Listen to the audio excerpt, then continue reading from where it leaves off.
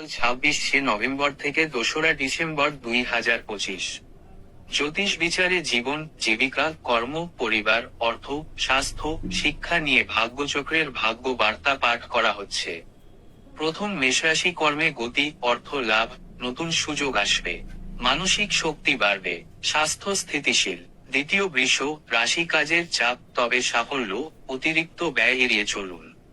সম্পর্কে উন্নতি, পড়াশোনায় অগ্রগতি।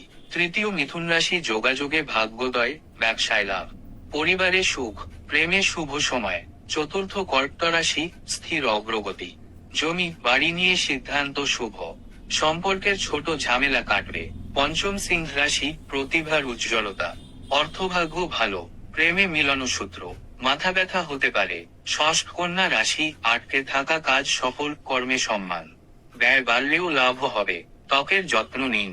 সপ্তম তুলা রাশি, নতুন সূচনা, পরিবারে শান্তি, অর্থযোগ বৃদ্ধি, ঘুমের সমস্যা থেকে সতর্ক। অষ্টম বৃশ্চিক রাশি, সাফল্য ও সতর্ক, কাজে উন্নতি, জমিতে লাভ, গোপন শত্রু এড়ান। নবম ধনু রাশি, সৃজনশীলতার জয়, অর্থভাগ্য শক্তিশালী, প্রেমে সুখবর, পেটের যত্ন নিন। দশম মকর রাশি, দায়িত্ব বাড়বে, লাভ হবে, পরিবারে সমর্থন, যানবাহনে সতর্ক প্রয়োজন।